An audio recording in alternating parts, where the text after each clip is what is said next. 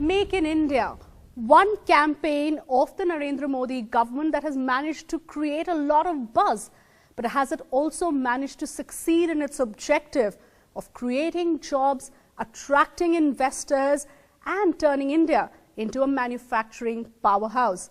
Hello and welcome to this very special show. I'm Shweta Rajpal and with me today, Amitabh Kant, someone who has been spearheading many of the government's leading initiatives, including Make in India. And we're coming to you today from the Ashoka University, a premier liberal arts university on the outskirts of Delhi. So it's going to be these students who will be quizzing you, Mr. Kant, today. Great pleasure. But let me start by actually getting a sense of where Make in India stands today. It's a campaign that was kicked off in September 2014.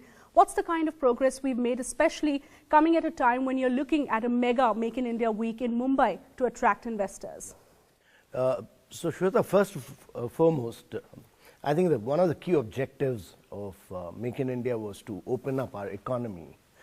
And we've opened up India's economy. This government has opened up defense, railways, construction, insurance, pension fund, just about everything. India today, other than multi-brand retail, is the most open economy of the world. And if you were to look at the last 15, 16 months, India's FDI has, and including the latest December figure, FDI inflows into India have increased by 48%, a whopping 48% at a point of time when globally, and we are in the midst of a very big slowdown globally, FDI has fallen by 16%. So that's one. So the second key objective was that we try and make India a very easy and simple place to do business in. And I think we are well on that act. We've tried to do away with a number of rules, regulation, procedures act. India's position has improved in the ease of doing business by 12 ranks. But I think there's a big challenge.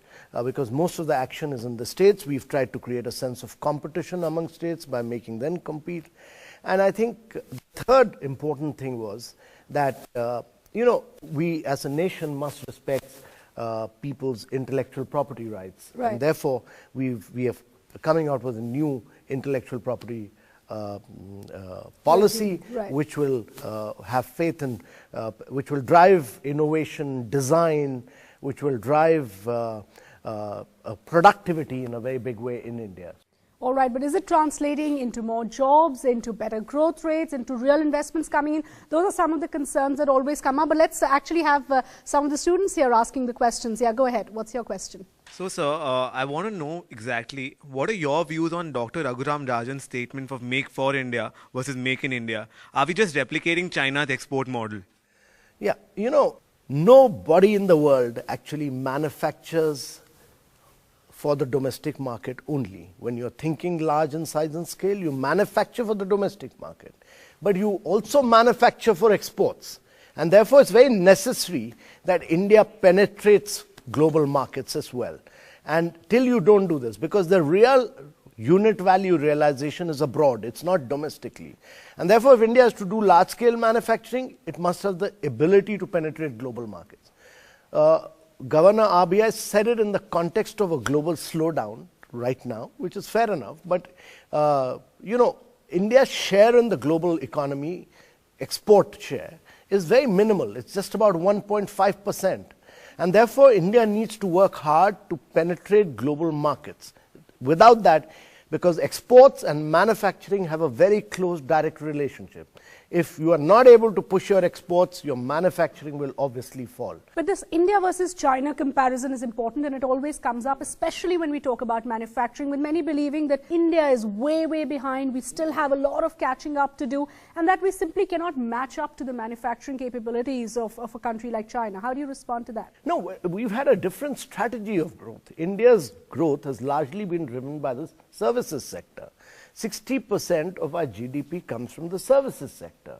And therefore, we must understand that while China was the manufacturing powerhouse, India was the soft power of the world. Right. And therefore, it's necessary that today India must move forward. You can't create jobs without manufacturing. Sure. There are huge perils for India to bypass the process of manufacturing.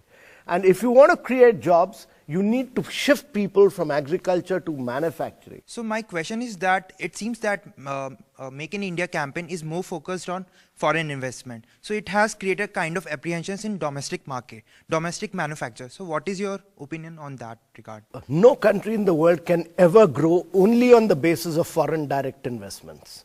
Foreign direct investment brings in technology, it brings in size, it brings in good companies from abroad. But essentially, it's the Indian manufacturers, it's the Indian entrepreneurs which must provide drive, fillip, and momentum to India's growth story. And I think that will happen. We've had, Indian companies were overstretched, our banks were overstretched, but I think what you will see in the coming days to come, we are going through a process of structural transformation, but in the years to come, you will see Indian business enterprises giving a huge thrust to India's growth and India's economy. So it's a misconception to say that Make in India is only to attract foreign investment. Our objective is to drive India's economy, and that really implies that we must work in partnership with Indian enterprises. And we do a lot of work with Indian enterprises. We do a lot of work with young Indian startups. Right. We do a lot of work with a whole range of Indian businesses across states. FDI is just one component of what we do. My question to you is, everyone are seeing that Make in India is a very well-designed campaign and it's very aggressively being marketed. But a lot of Indians are having a concern is whether it is more of a PR campaign rather than a campaign that meant to create impact. If it was just a PR campaign, India's position wouldn't have improved. India was slipping in ease of doing business. It wouldn't have improved so radically. If it was just a PR campaign, then we would not have opened up India's economy in such a vigorous manner. If it was just a PR campaign, India's FDI inflows would not have grown up by 48%. If it was just a PR campaign, we would not have pushed up for creating a totally new policy towards innovation, design, productivity, etc. So our focus is on driving change. Our entire focus is on very major structural transformation across 25 sectors. You mentioned ease of doing business, and we of course spoke about how India's ranking has considerably improved. Are we on track to be in the top 50 as Prime Minister Modi had promised?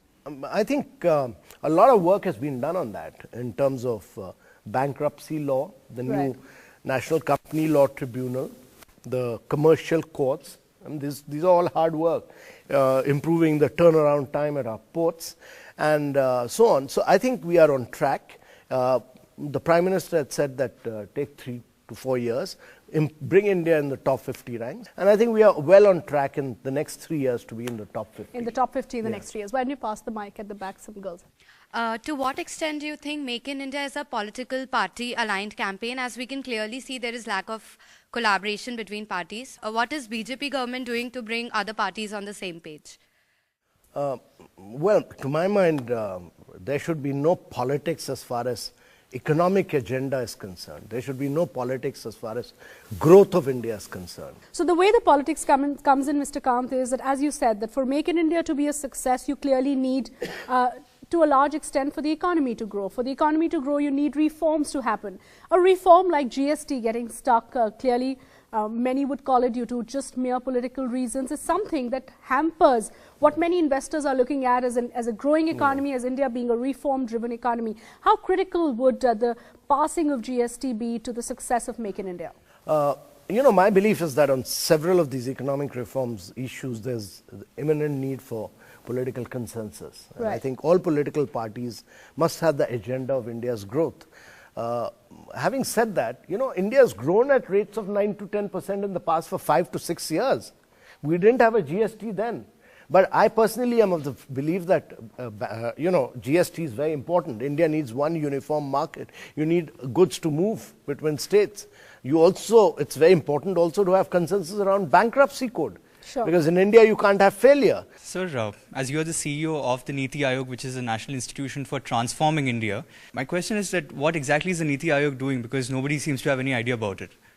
Well, I've just joined the Niti Aayog, and I'll be really getting into full flow from 1st of March when I move in full time there. But Niti Aayog is an institution for transforming India across social sectors, across infrastructure, across a vast range of areas, and I think it will do that job. But if I could just add to that, when Niti Aayog was launched, there was a lot of hype, a lot of expectation, especially given that it was replacing an institution like the Planning Commission. We've seen that it hasn't quite taken off the way it was expected so far. Why has it been so slow? No, well, it's just been 1 year. You know, I mean, Indians, you know, you've got to give, when you're transforming institutions, you give it, it's very important that Indians must learn the art of being patient when institutions are being built. This is the time for India, and this is the time for young Indians like you, and all of you must shape the destiny of India. Never be pessimistic.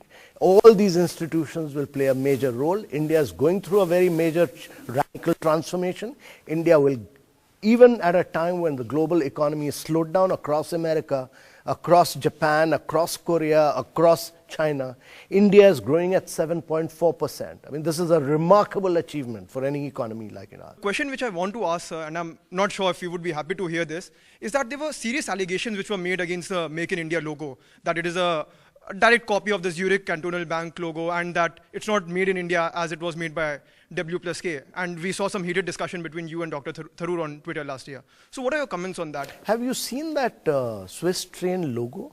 Yeah. Did you see that? Yeah. It doesn't resemble the Make in India logo at all. At all. I've had a very close look at it. It doesn't resemble it at all. Now, you can have 10 lions. We make a lion, and then somebody says that I also have a lion, and then you say that we've copied that lion.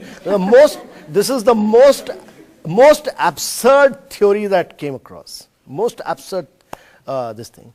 Secondly, I think we must always be proud about the creativity of young Indians.